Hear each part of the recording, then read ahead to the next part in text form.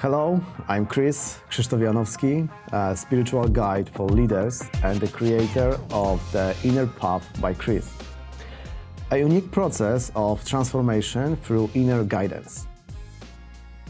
I work with leaders who have achieved a lot in life, but find themselves searching for something deeper, a sense of peace, clarity, and truth.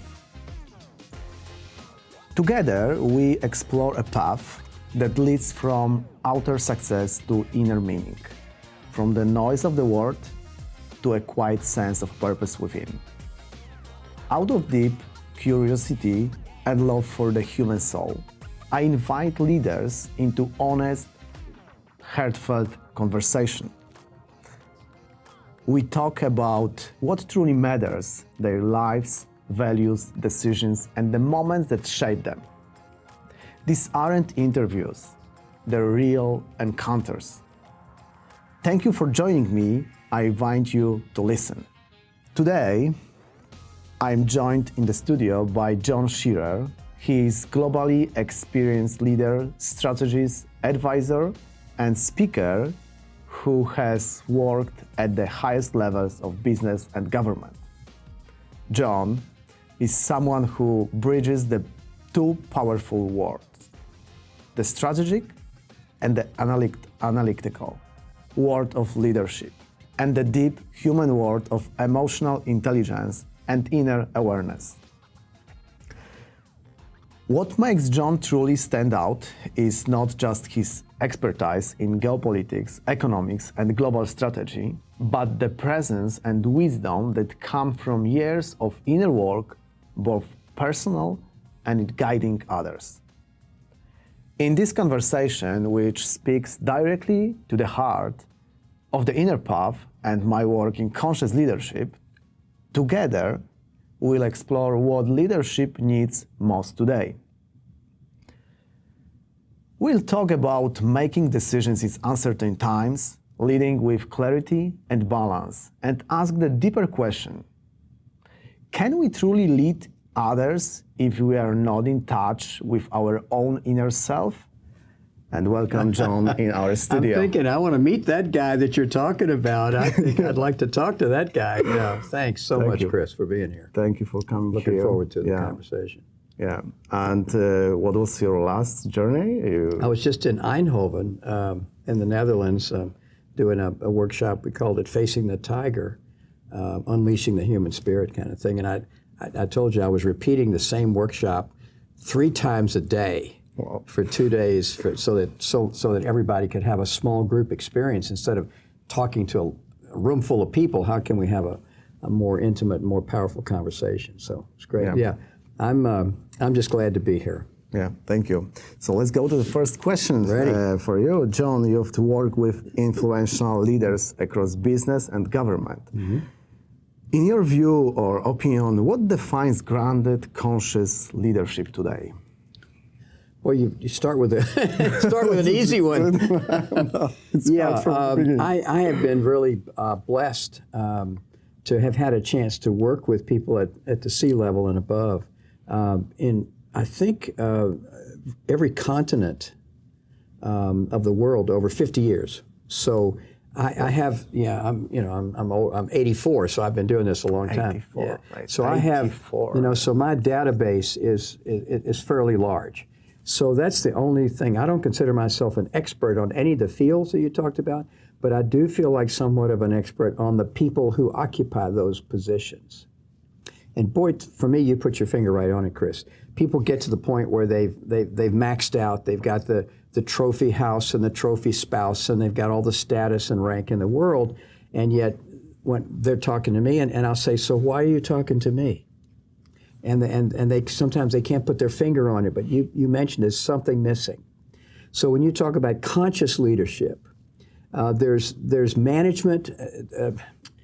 There's several distinctions I think that are very important.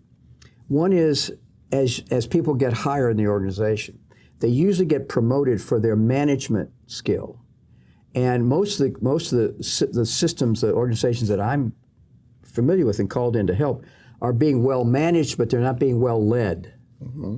And the difference is when you know what the problem is and you know what the solution is, you don't need leadership. You need somebody who has management authority, rank.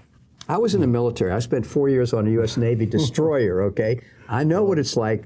In fact, we wore our rank on our sleeves. I mean, you literally could tell who had rank by looking at what they were wearing. In that kind of situation, all that's needed is someone who can say, execute, right full rudder. This is the decision. It might be right or wrong, but this is what we're going to do. Leadership is different. Leadership means that we're not sure what the problem is, or we're not sure what the solution is. So what's needed is learning, bringing stakeholders together who have different opinions, and facilitating some kind of clarity out of that chaos, and then guiding the flow. Leiden in the German. The riverbanks lead the river. It means to guide the flow of something. So these two, and so a lot of people that get to upper levels in organizations tend to think of themselves as just being managers over more, they have more direct reports and bigger budgets. Boy, that is not leadership. So the only kind of leadership that I recognize as leadership is conscious. If you're an unconscious, if you're then you're a manager.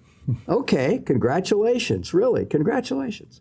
You know, I'm looking at a room full of people and I go, what got you to this place might not be what you need to go to the next place. So if you got here by in this sort of Darwinian process of natural selection, where you were an excellent manager, you kept getting promoted because you were a good manager, at some point, it's like, what is it time for now? Sometimes it's good time for management, sometimes it's time for something else. And you can't go to the same place to look for guidance. Which you in management, you just look at the budget, look at the project plan. Leadership, not so much, and that's where your questions are leading. Thank you. I'm very excited because I think that I'm doing the same. Because it should be first question for you. How did you start that? Wow, how much time do we have? This is a long story, man. 84 years. Man. We don't have time. What was the point when you thought that, okay, I'm doing this business? Wow, that's a great question. I can't remember going back to my childhood. This is where everything starts, right? And so, when I was a teenager, I was a stuttered, but I did comedy. I did stand-up comedy when I was a magician, magic as a teenager. And I remember in my family, I would use my comedy to hold, when I look back on it, I was holding up a mirror to the family, all the crazy people in the family, and I was having fun. I was telling jokes and being funny, and I realized that I was having an impact on the family, even as a teenager.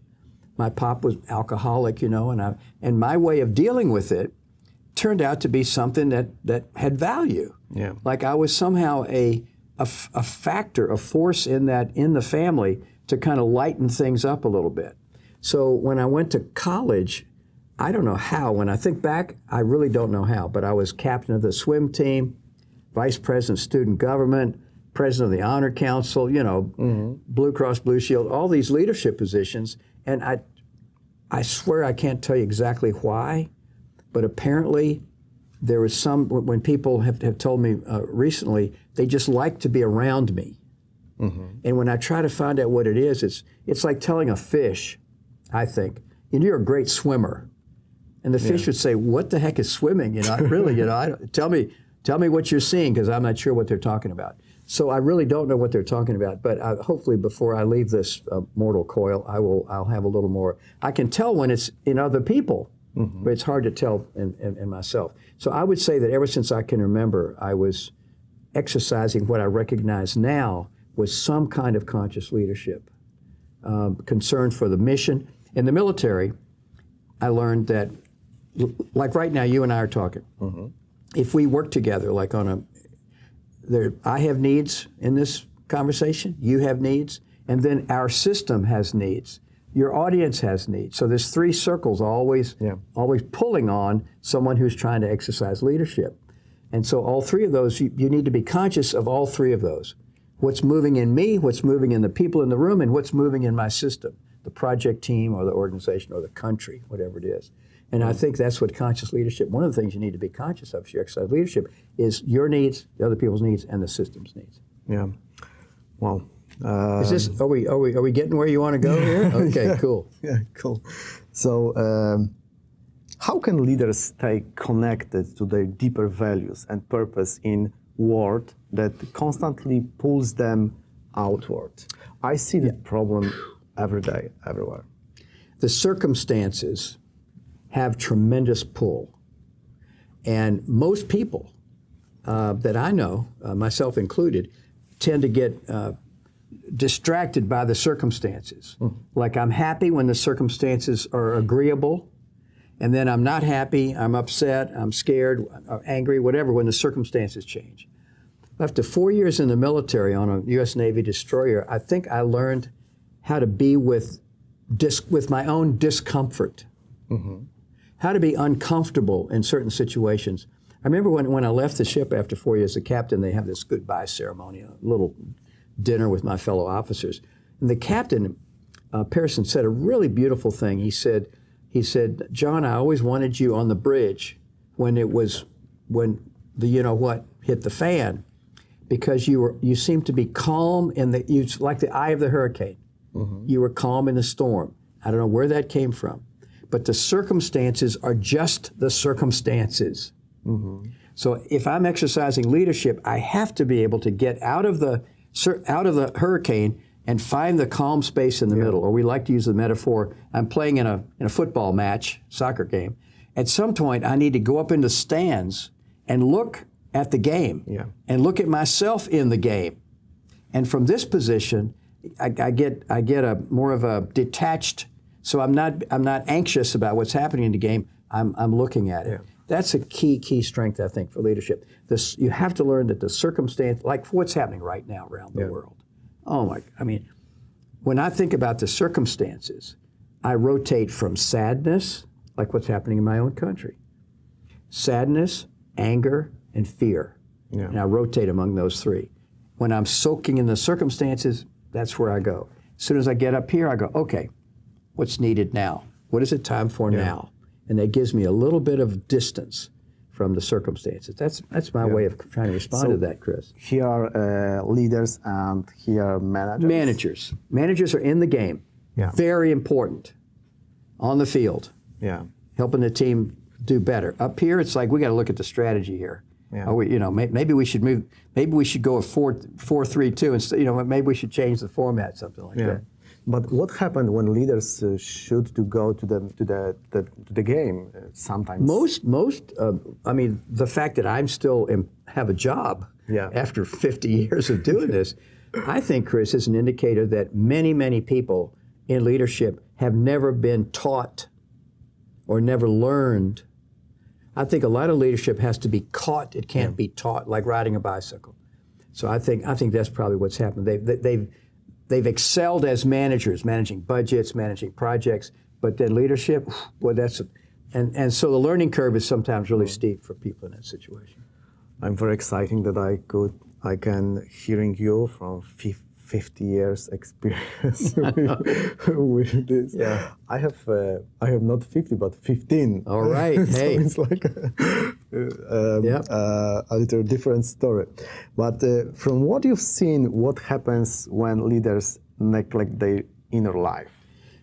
I love the questions you're asking. It was very clear to me when I read them that you and I are tuned into the same world of work. But quite often, like I tell people who want to do our 4-day leadership program, this is not about tips and techniques. Could you tell more about? Can you tell more about this? Absolutely. Maybe not now, but later. Well, it's based on my book about the 5 questions. Yeah, I heard about this book, but I'll give you the whole thing in 3 sentences, so you don't have to buy the book. These are 5 questions that change everything except the one thing that never needs to change. Then I say to them, you don't need to change yourself. You need to come home to yourself. This changes everything. So quite often, tips and techniques, people go to leadership programs to learn leadership, like be like Steve Jobs or be like whoever. And no, sorry, be like you. You be like Chris, I be like John. This is why, there's plenty of leadership in whoever you are. Yeah. It doesn't matter, introvert, extrovert, all these things. Machinics, it does not matter. It's all about being, I think, authentic and courageous. Yeah. It takes courage to be real. Now, you can get compliance with rank. Yeah. I'm higher than you, you do what I say. Congratulations. They did what you said. But boy, if you want commitment, loyalty, passion, all the stuff that means that the organization is likely to succeed, you can't do that with rank. Rank gets compliance, but commitment comes from, I think, courageous, authentic presence. Yeah. So why this way is so difficult to go to inside our world? I mean, did you ever get any help or coaching as a teenager? Did anybody help you, think about that? The school systems that we have, God bless them all, are trying to program the mind. Yeah. Give us more information. Absolutely essential. It's necessary but not sufficient. Yeah. Some people who emerge during the school years who seem to have leadership potential got it somewhere else. They did not get it in the academic world. So that's the problem is that we're working against the early training that most of us get. Something else is needed. Yeah. Usually a crisis, frankly, Chris. A divorce or a bankruptcy or a failure of some kind forces us to think, maybe all the skill that I have. Yeah, how many people do you know that are brilliant and nobody wants to work with them? Yeah. This is what we're talking about. Yeah. What good does all the leadership and skills and techniques and all if you're not real with people? They don't trust. They'll pretend, but they won't really trust you. It's true thinking about people. It's true intention that I want to do something. I think it's all of that. Trying to be real. Like, I think one of the secrets, if I've had success, it's been because ultimately what I want to do is I want to be in a room with real people, working on real issues, in real time. Wow. You understand? So I don't want to be working with a committee that's going to make recommendations for something that might or might not happen. I want to, like, for instance, conflict was one of the first things that I was back earlier in my career. And if I walked into a room and said, "Why are you all here?" and they said, "Well, HR told me this was my week to have the conflict workshop," I'm like, oh man, I can teach you all this stuff, but it's not good. But if you're in the room with the people you work with, I go, okay, where are the conflicts in the room here? Marketing, engineering, great. Okay, we'll come back to that. HR and IT, okay. So let's work on the real stuff that's in the room right here. And let's deal with it right now. And boy, people are just alive, it's scary. Everybody hiding this. Yeah, well, but then that's my job, is to create a safe space for people to experiment. Yeah.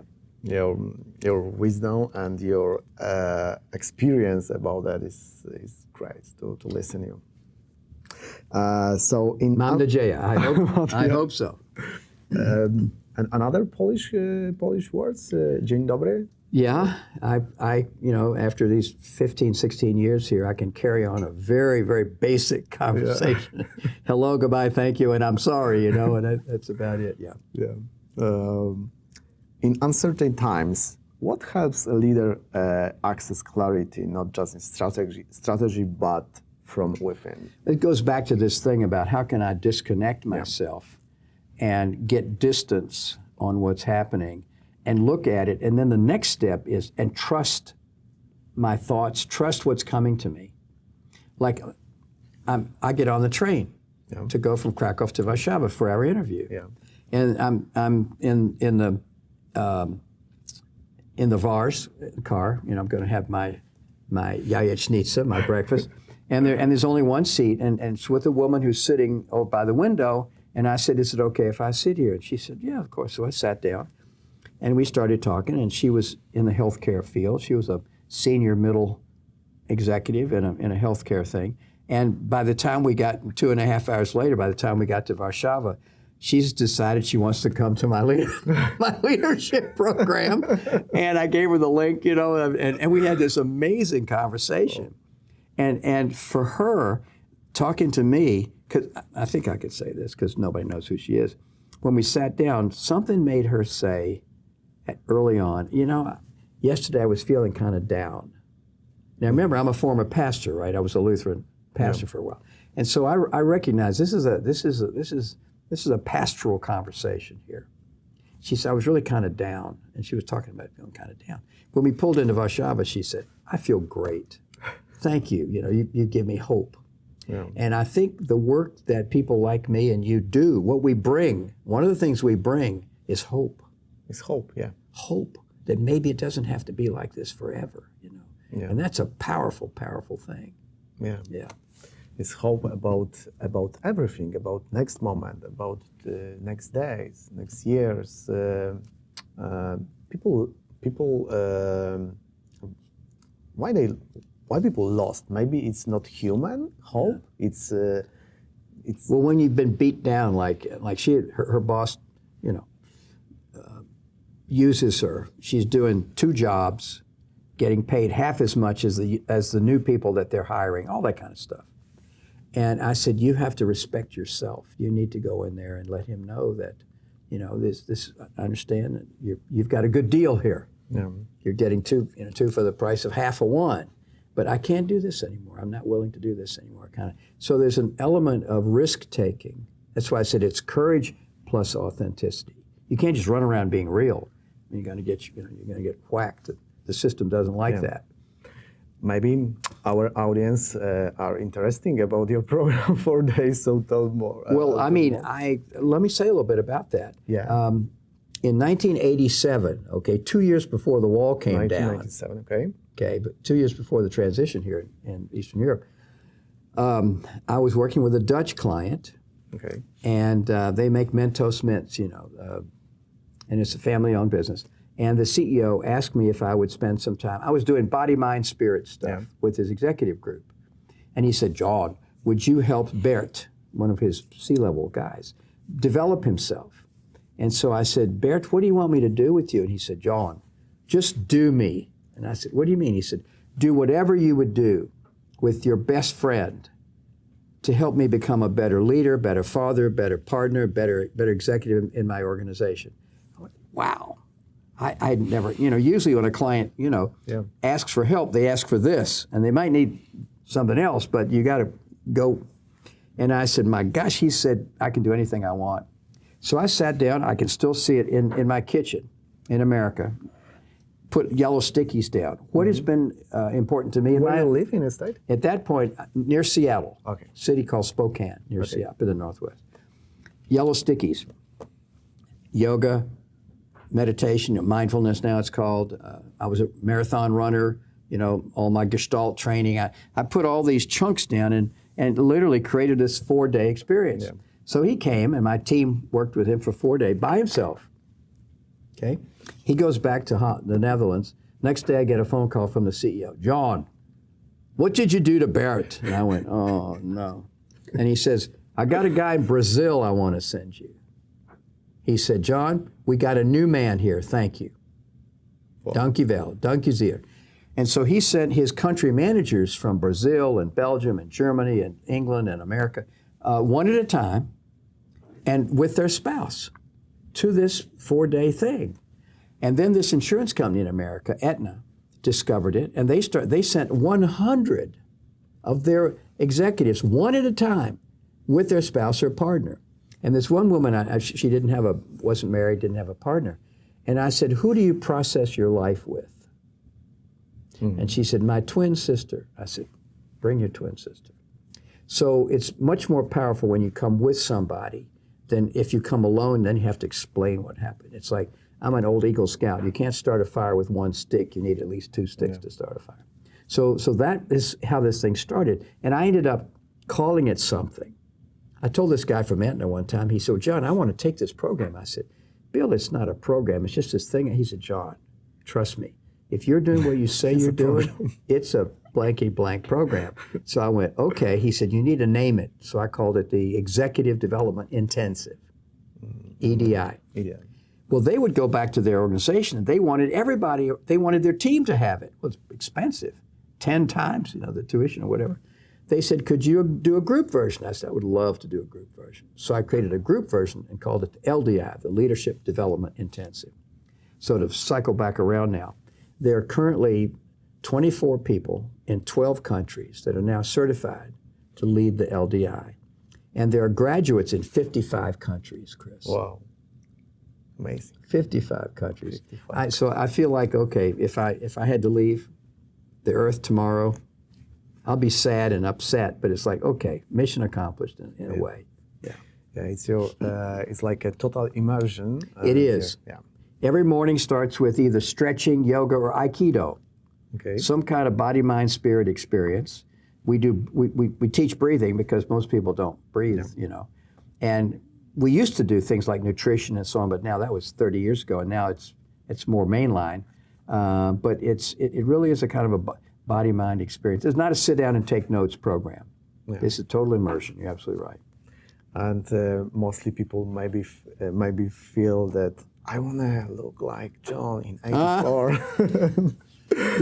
I never know what to do with that. When people say, I want to be like you, and I go, no, you want to be like you. But apparently, I don't know, it's something about my energy or something that they appreciate. So I'm not sitting down here with you. I didn't think out there, okay, now I'm going to I'm just trying to be the best John Scherer that I can be in this conversation. That's my, what we bring is the best version of ourselves that we can bring, all of us. So why not continue to développer in the French, to develop. Back in the old day when we had cameras with film, you would take the film to be developed, right? Yeah. You look at the film, there's nothing on it. But if you put it in the right solutions, these images emerge. So to develop yourself is not training, add something to who you are. Okay. Development helps you discover what's already there. Yeah. Come home to yourself. And I say whatever you need to be a better partner, a better parent, a better executive, whatever it is in there. Yeah. Let us put you in a safe and provocative environment to discover it, where it gets revealed. Yeah. And we started my program from building relationship with myself. The most important relationship. And beautiful. You add something Absolutely. to this, and you do something with relationship. Well, that is brilliant. I really love that. I got to think about that because I think people do get a better relationship, but we don't name it that way. Yeah. So I love that you're naming that. Yeah. I need a better relationship with myself. That's brilliant. You often speak about balance. What practice, you told about a little from the program, but what practices help you return to inner alignment when the weight of responsibility grows? I think for me, I tell people I'm a Zen Lutheran, okay? When I hear the word balance, I think about opposites. What is kind of technique you can say? One of the things is understanding this concept called polarity management, developed by a dear friend named Barry Johnson. His book is called And. We need to be able to do this and that.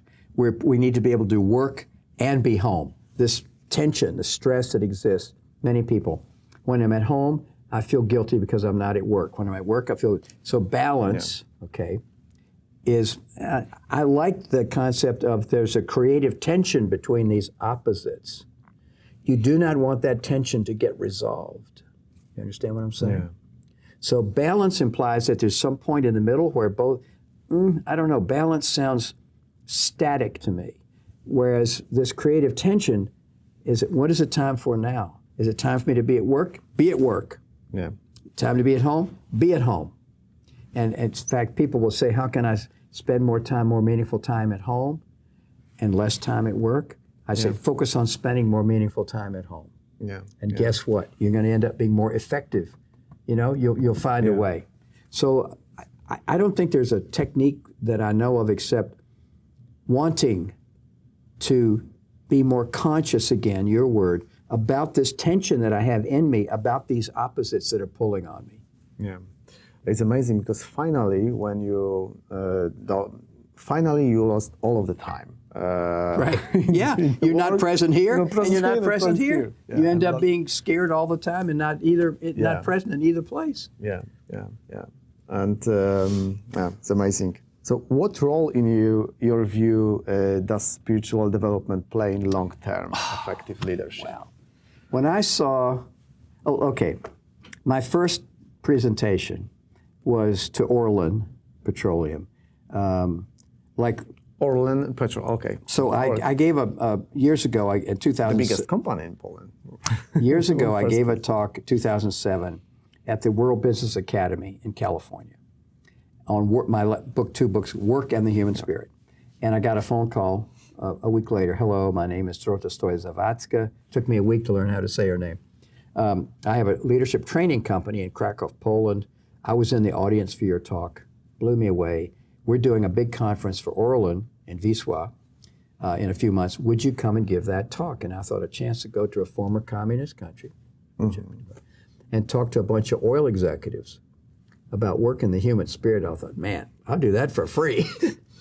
So I came and did it. And the impact was, that's another conversation, very powerful.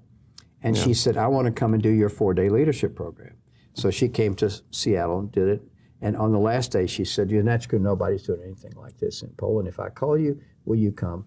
And so after 6 months of going back and forth between, she said, why don't you just move to Poland? And so I thought, oh. So it was a reason to move to Poland? That's one of the reasons. One of the reasons. And that's how I got to Poland. Wow. What was your, about spirit? So I'm giving this talk now to 200 or 300 Orlen sales and management people from Russia, Eastern Western Europe, Central Europe. And my translator, who ended up being a dear friend and translated my book and a bunch of things like that. And I'm talking about working the human spirit. She touches my arm, she stops, and she talks for 5 minutes, and then she nods to me, and I keep going. And afterward, I said, Didi, what was that all about? And she said, Janowski, we don't have a word in Polish. Duch. Duch means something else. Spiritus makes people think you're Catholic or something. So I was trying to explain what Janek is, what he means and what he doesn't mean. Yeah. Now we of course did a lot of talks. So after a while, she got it down shorter. But let me come back to that. Nefesh in the Hebrew, spirit in the Hebrew language, means breath. It's the spirit means breath. Look at the English. Pneuma in the Greek. Pneuma, pneumonia. Okay. Pneumatics has to do with air moving. Wow. See, a spirited horse. It means it has spirit. Means it's got a lot of energy moving through it.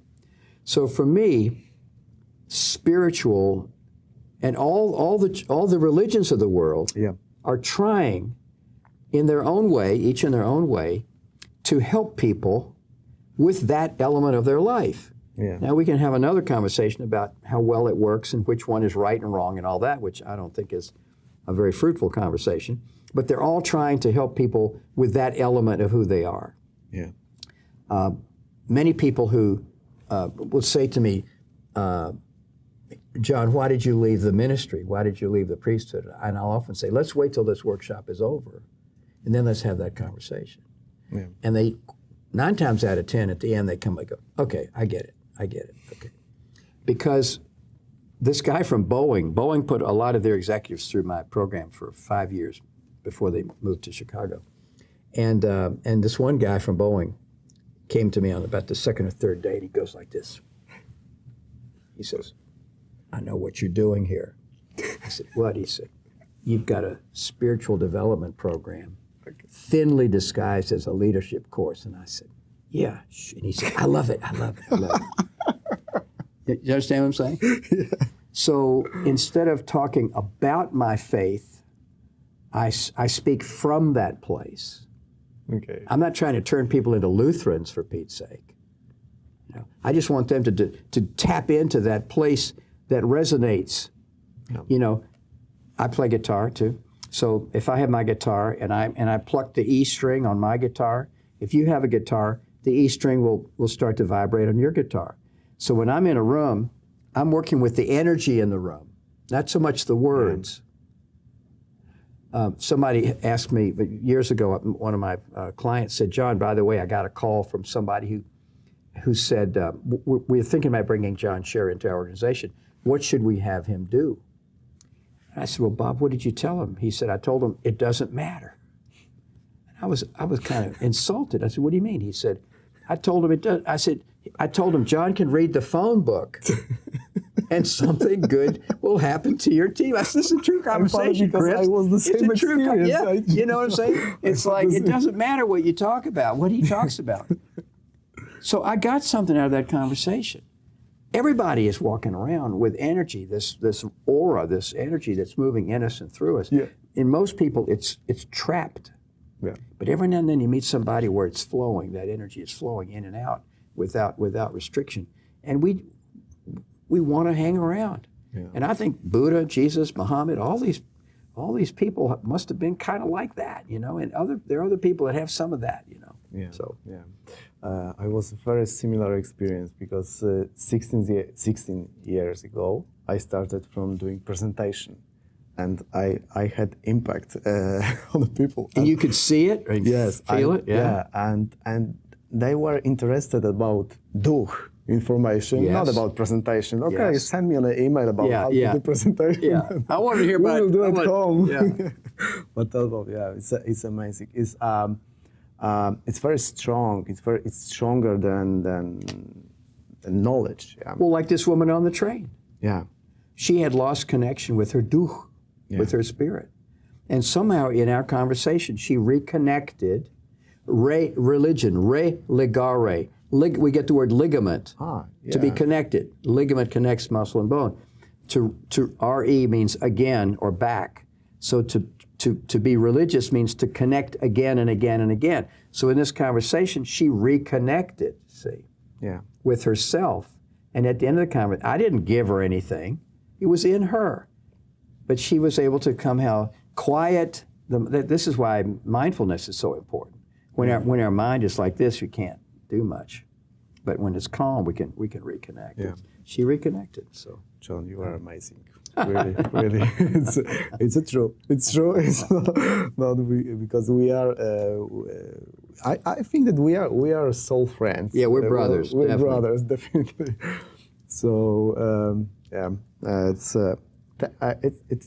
I thanked for Magda for your interview that that I could.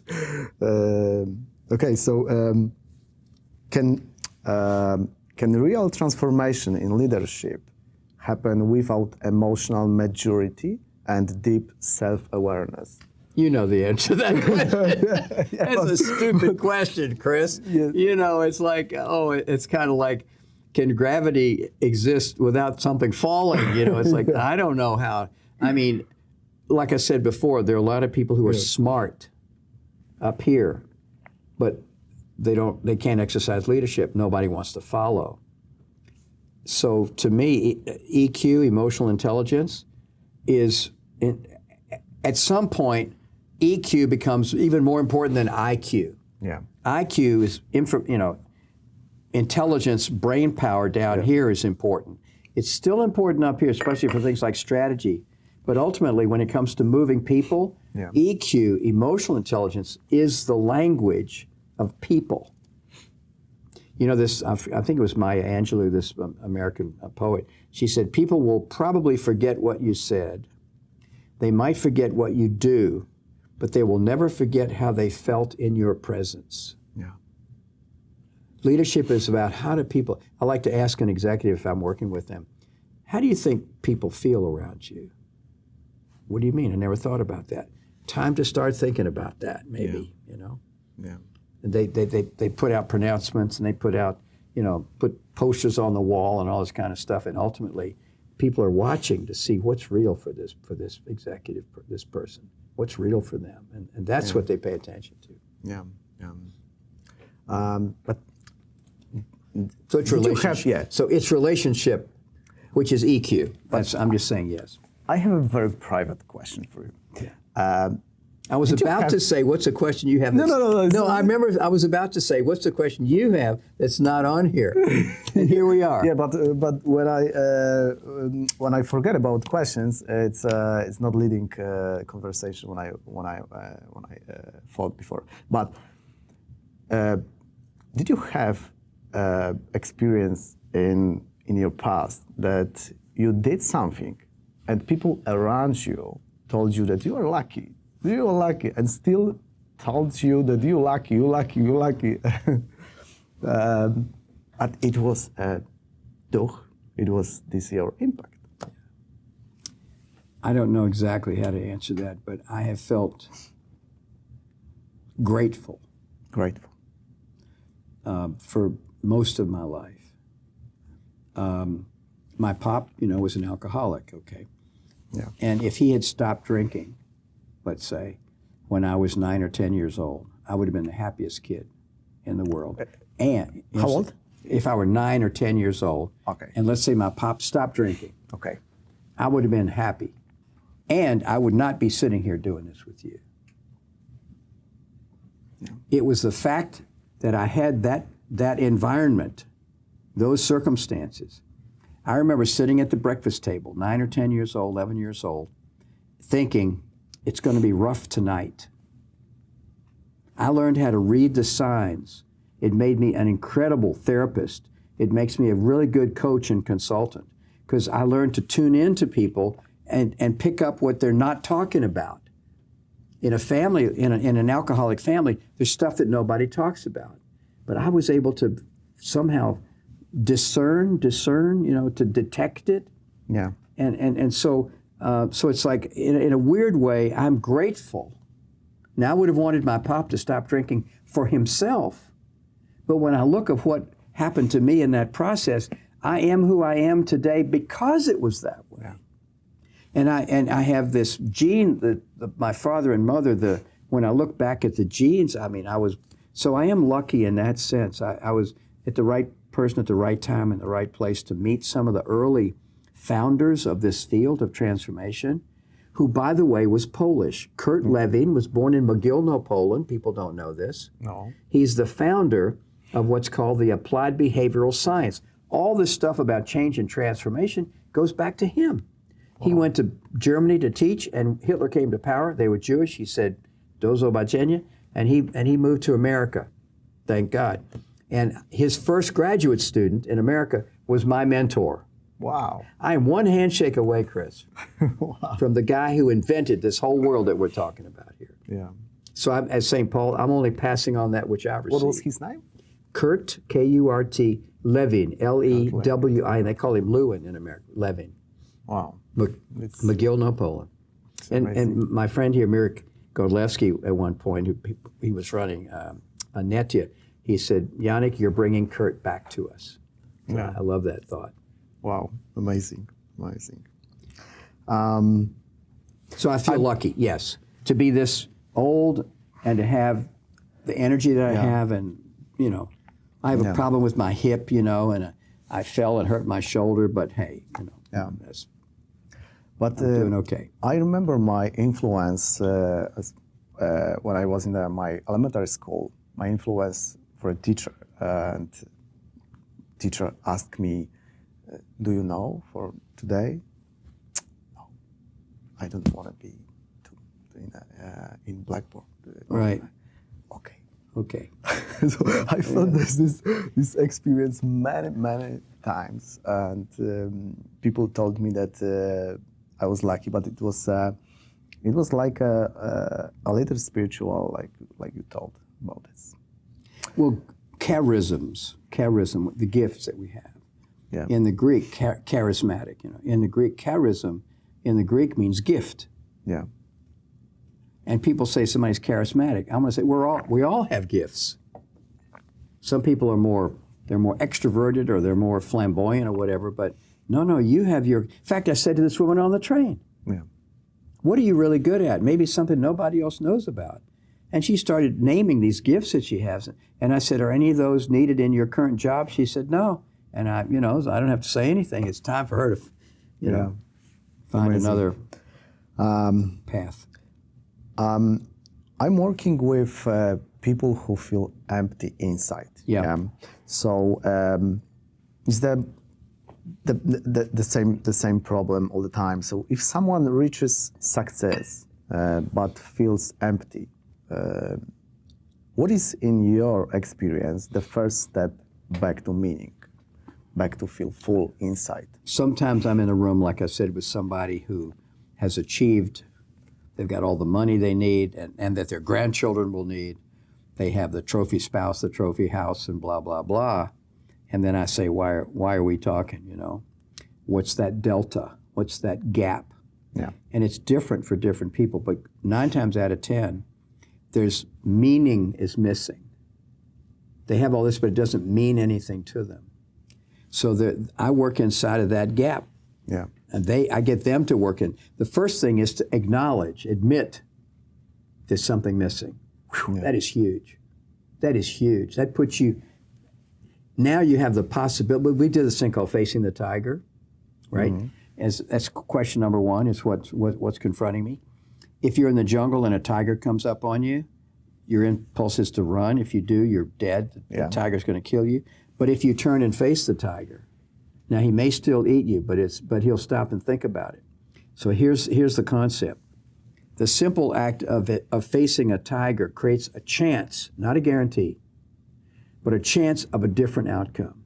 Yeah. So when somebody says, I don't have something and I don't know what it is, I get excited. Because they're facing the tiger, man. Yeah.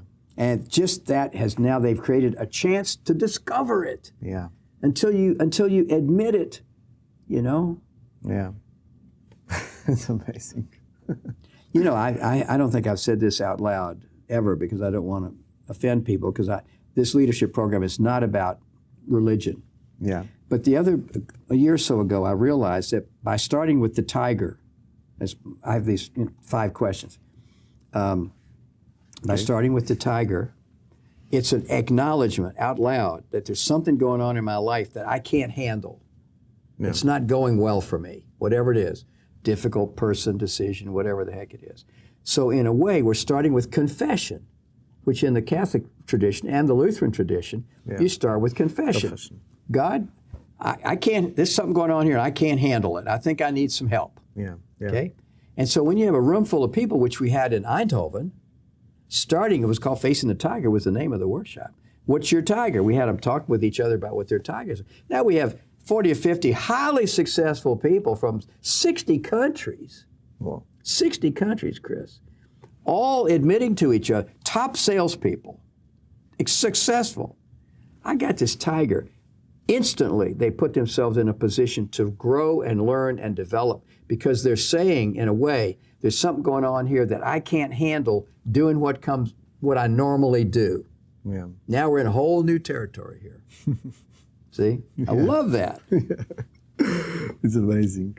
But you told about religion and spiritual. I want to back to this meaning, because in Poland you see that spiritual means church and religion, but we are talking about spiritual, like team spirit, team spirit, country spirit. Yeah. How can you say about the differences or the line between what's different? What's different? Yeah. When I'm working with people, not about the church, and I think the church even needs it too, by the way, because it's easy to think that something that has rules and regulations and that sort of handles everything. Yeah. So you know what I'm saying, that the church needs also to have some of what we're talking about here. Yeah. Yeah. Why do you get up in the morning? Why do you get up and go to work? See, that's a question about the human spirit. See, I remember this question from your last interview. Yeah, why do you get up? What makes you want to get up and go to work in the morning? I asked this woman on the train. It's a simple thing, and she says, "Well, lately I haven't had a good answer to that question." And I said, I don't have to say anything. Now she knows she's got a delta. She's got a gap there. Yeah. And she'll figure out what that is. It's not my job. My job is just to say, ask the questions. That's why my book is on 5 questions, you know. Yeah. Yeah. Do you think about reprint this book, 5 Questions? Yes, in fact, I'm talking with a colleague who's the co-creator, actually Dorota Navalaniec from Wrocław, and she's Polish, and we're thinking Okay. about having it translated, putting it out in Polish, and actually creating a hard book. It's an e-book right now, but Ebook. There it's is. an e-book. Yeah. Okay. So my maybe last, not but least, questions to you is you've seen my work and this idea of the Inner Path with my program, Inner Path by Chris. What do you think is most needed today in the way we support leaders from the inside out? Everything that we're talking about here. EQ, emotional skills, learning the difference between what's out there and what's in here. The whole second day of our 4-day leadership program is about, like right now, we have somebody could watch the video, Yeah. and then they're thinking about it. They're deriving some meaning from it. We're talking right now. There's my world, there's your world, and then there's the world, what's being said. Yeah. And that's a key distinction that for any human being, but especially people in leadership, they need to be able to step back and figure out what's in me, what's over there, and what's in the world. Being able to separate those and then exercise conscious choice in what would be good for the whole. And I don't know how to simplify it any more than that. Yeah. Amazing. And maybe I didn't ask about something, and you want to tell? Yeah. It's like let's give the space for spirit, and maybe you have something intention or something to tell about. This organization that I was with in Eindhoven has a CEO who I would say is not highly developed in EQ. Maybe I'm not being fair to him because I haven't known him long enough, but it looks like he navigates off of Excel spreadsheets. In spite of that, he has created, and I think it may be because his partner that's actually helping to finance the organization is totally EQ oriented. I mean, it's his world. So maybe, in a boat, when somebody leans over too far to one side, you need to have somebody lean over to the other side, so you don't vote. But the culture, the spirit of that organization, you would be absolutely stunned. It's beautiful. In fact, I said that in my final talk to the whole group. I said, I work with executives who would kill for the spirit and the culture that you've created in this organization. And he was like, he didn't, like, maybe he liked it, but he would never show it. You know what I'm saying? Yeah. You know what I mean? Yeah. Like I want to say, did you enjoy that? I would say, well, can you let your face know? So you understand what I'm saying? He's not very easy in that field, and yet he was able to create an organization by trusting some people who were that way, and the spirit is almost like it's happening, not in spite of him, but he's providing the space for it. He's allowing it to happen. So there's a whole new thing for me. I would have said, no, in order to have that spirit, the top person has to be the source of that spirit. Alinea. People want to feel good when they come to work. They want their work to make a difference, and they want to find meaning in the work that they do. Yes. And so in his case, it's just allowing it to happen. It's beautiful. John, thank you. You got to wrap this up now? Yeah. Okay. Thank you for your presence, your wisdom, and sharing your very, very huge experience with spiritual. Sitting in front of you is like a journey with spiritual world. I'm very thankful. Thank you for being here and for sharing. I'm grateful for the conversation, Chris. Thank you.